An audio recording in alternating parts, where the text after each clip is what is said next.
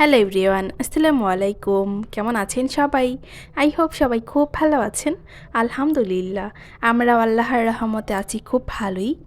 নতুন দিনে নতুন আরও একটি ভ্লগ ভিডিও নিয়ে হাজির হয়ে গিয়েছি আমি আপনাদের মাঝে বাঁধন, চট্টগ্রাম থেকে। এই ভিডিওটি ছিল 15 তারিখের একটি ভিডিও। 2 দিন আগে করেছিলাম, 2 দিন পর আপনাদের সাথে শেয়ার করছি। এদিকে সকাল সকাল মামে দুজন ছাদে চলে এসেছি, কিছু কাপড় ধুয়ে দিয়েছিলাম। বেডশিটটা ছাদে দিয়ে গেলাম, আর যেগুলো আদিতার কাপড় ছিল ছোট ছোট কাপড়, ওগুলো বারান্দাতেই দিয়েছি। বাহিরে প্রচণ্ড বাতাস, ক্লিপ দিলেও ক্লিপ রাখে না, এরকম বাতাসে উড়িয়ে উড়িয়ে নিয়ে চলে যায় কাপড় যখন শুকায় তখন। এই কারণে ভাবলাম যে থাক, রুমেই থাক, আর ভারী কাপড় এটা ছাদে দিয়ে আসি, এটা শুকাতে একটু টাইম লাগবে। আর মেয়েকে রুমেই রেখে এসেছিলাম যে এত রোদ ছাদে যেতে হবে না, সে আমার পিছন পিছন চলে এসেছে। যেহেতু আমাদের বাসা 4 তলাতে, 5 তলাতেই ছাদ, সে একা একাই যেতে পারে, সে একা একাই আমার পিছনে পিছনে চলে গিয়েছিল ছাদে। তারপর রুমে এসে রেডি হয়ে আবার বাহিরে চলে গিয়েছিলাম। যেহেতু এটা 15 তারিখের ভিডিও ছিল, আর 15 তারিখ ছিল vitamin A plus campaign. Okay vitamin A capsule খাওয়ানোর জন্য চলে গিয়েছিলাম বাহিরে, আর আমাদের কলোনির ভিতরেই খাওয়াচ্ছিল। আর যে জায়গায় খাওয়াচ্ছিল তার পাশেই ছিল এই পার্ক।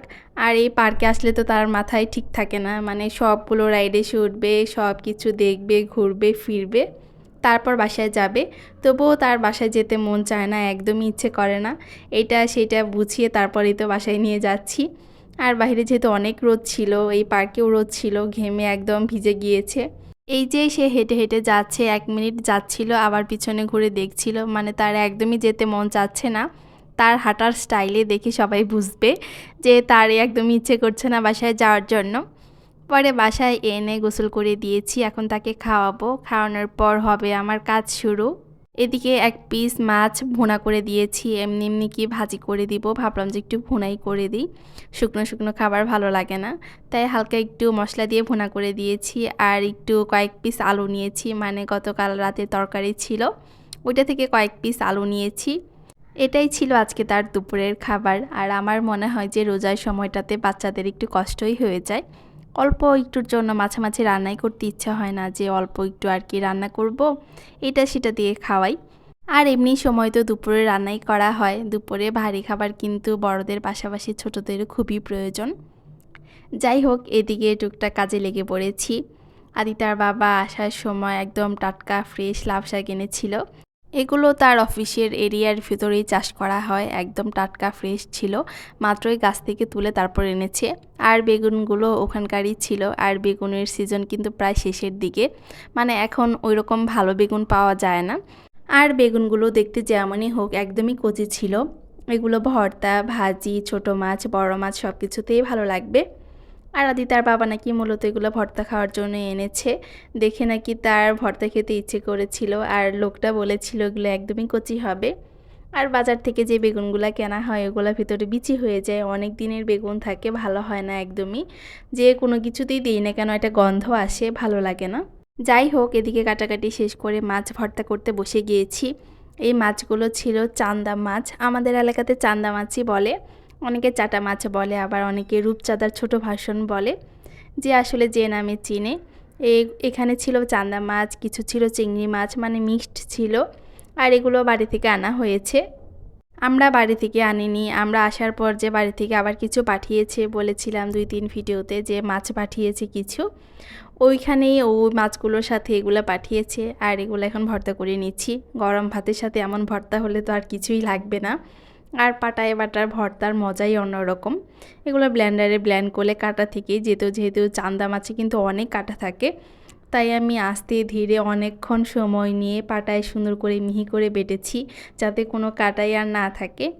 তারপরে এই তো ইফতার টেবিলে রেডি করছি, আমার কিন্তু রান্না এখনও হয়নি, রান্না কিছু বাকি আছে, যেগুলো হয়ে গিয়েছে ওগুলো টুকটাক একাই গুছিয়ে নিচ্ছি।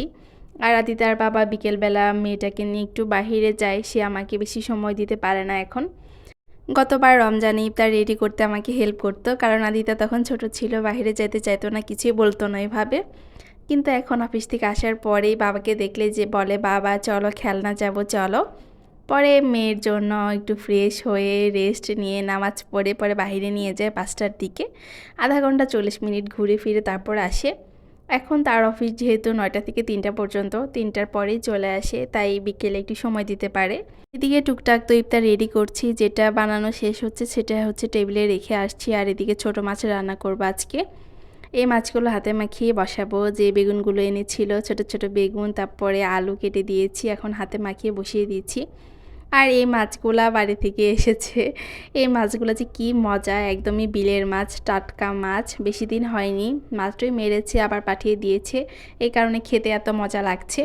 আর হাতে মাখিয়ে চটচটি করলে তো তার স্বাদ মনে হয় আরও বেশি বেড়ে যায়। আমি হাতে মাখিয়ে বসিয়ে দিয়েছি, যেহেতু টাইম লাগবে না, 10-15 মিনিটের মধ্যে হয়ে যাবে, তাই ভাবলাম যে একটু আস্তে ধীরেই বসাই। সব কিছু রেডি করে তারপরে এদিকে মাছটা বসিয়ে দিচ্ছি। আমার রান্না প্রায় কমপ্লিট। আর রোজার সময়টাতে যেহেতু বিকেলবেলায় সব কাজ করতে হয়, সব রান্না বিকেলেই করতে হয়। আমি সেহরির জন্য রান্না ওই বিকেলেই করে রাখি। ইফতারের পরে কোনো কাজই আমার করতে ইচ্ছে হয় না, একদমই দুর্বল দুর্বল লাগে, ভালো লাগে না, মনে হয় না যে কোনো কাজ করি। তাই রান্নার কোনো কাজই আমি আর ইফতারের পরে রাখি না, সব কাজ আমি ইফতারের আগেই শেষ করে ফেলি। তাই আমার তাড়াহুড়া লেগে যায় বেশি। দেখা যায় যে কোনো কিছু যদি আমার ভিডিও করার থাকে, যে একটা ভিডিও করব আজকে, এইটার ভিডিও করব, একদমই মনে থাকে না, খেয়ালই থাকে না, তাড়াহুড়ো করে কাজ শেষ করতে হয়। আর এই তো বাইরে কি পরিমাণ বাতাস! আমার হচ্ছে এই পর্দাতে ক্লিপ লাগানো আছে, ক্লিপ লাগিয়ে রেখেছি, মানে এতই বাতাস, পর্দা ঠিকঠাক থাকে না, এত ধুলাবালি আসে। তাই হচ্ছে গ্রিলের সাথে আমি পর্দার সাথে ক্লিপ সেট করে রেখেছি। এতেও পরে মাঝখানে আর কোনো ভিডিও করিনি, এটা হচ্ছে রাতের বেলা। আজকের ভিডিওটি এ পর্যন্তই রাখছি। সবাই ভালো থাকবেন, সুস্থ থাকবেন। পরবর্তী ভিডিও দেখার জন্য আগে থেকে আমন্ত্রণ জানিয়ে রাখছি। আল্লাহ হাফেজ সবাইকে।